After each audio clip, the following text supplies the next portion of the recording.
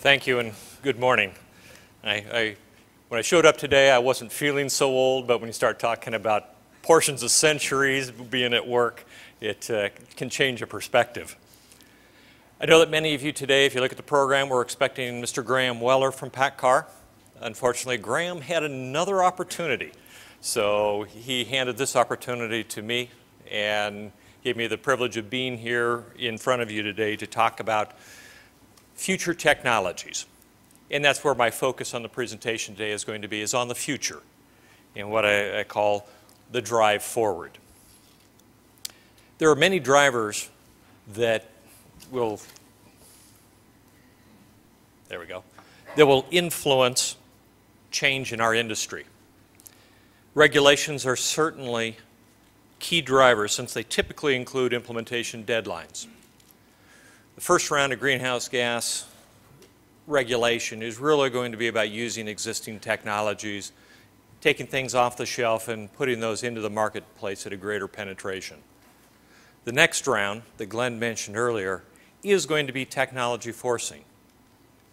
EPA wants to push the envelope.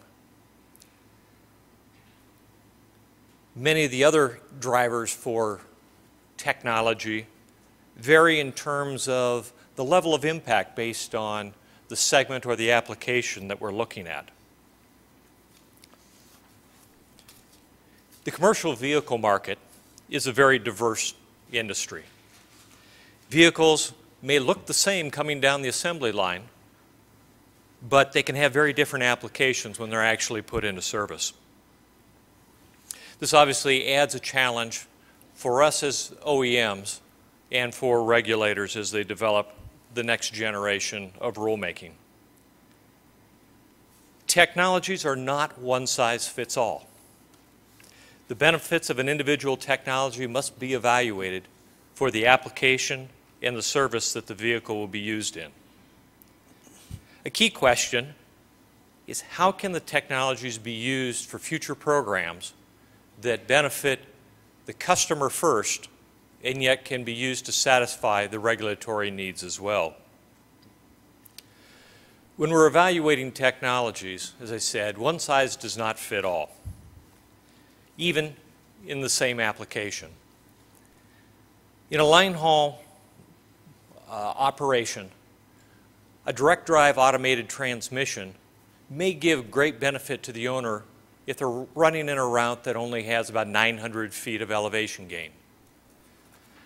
But it's unlikely to give that same benefit when over 4,000 feet of elevation gain are seen, as in a route like this. Future technologies must have a positive payback to drive penetration in the market. In this example, at today's fuel prices of nearly $4 a gallon, or in California over $4 a gallon, a 5% fuel economy gain provides a 3-year or less payback if the added cost is $12,000 or less. At higher costs, the fuel savings do not offset the cost of the system. Government agencies like EPA, though, look at this payback equation differently. Their analysis stretches over the full vehicle life and looks at vehicles in general across the marketplace. They also include factors such as the benefit of reduced emissions in their payback calculation. And this is certainly something that is typically not in a fleet calculation. As a result, different conclusions may be drawn regarding the benefit of a given technology. Fuel savings is not the only way to assess a technology. The performance gain can be important to an owner, and sometimes the benefit of better performance outweighs that of better fuel economy. As shown here, an application where getting the load to market faster, like a cement mixer or a dump truck, certainly would be a key to improving the overall operating cost for a customer.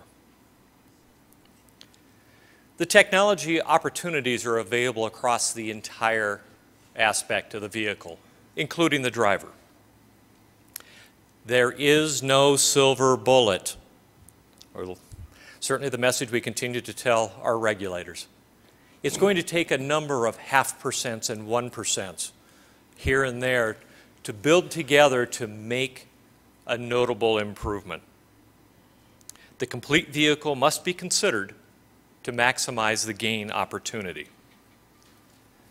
And because, as I said before, the commercial vehicle market is so diverse, there is no single path that will work for every vehicle. The technologies on this and the following two slides are a partial view of the overall technology landscape. They represent opportunities that may or may not provide future benefits sufficient to bring them into the market. Improving energy output of an engine through improved performance and reducing parasitics is one of the paths that OEMs can look to for engine development in the future. In other areas, if we have waste heat, why not recover it and put it back into benefit? Put it back into power to propel the vehicle forward. And that's where the waste heat recovery technologies come into play. Finding a replacement for today's APU that will provide the hoteling needs for a driver during the required hours of service rest periods is certainly a challenge and an opportunity for our industry. Alternative fuels will be a part of our industry going forward.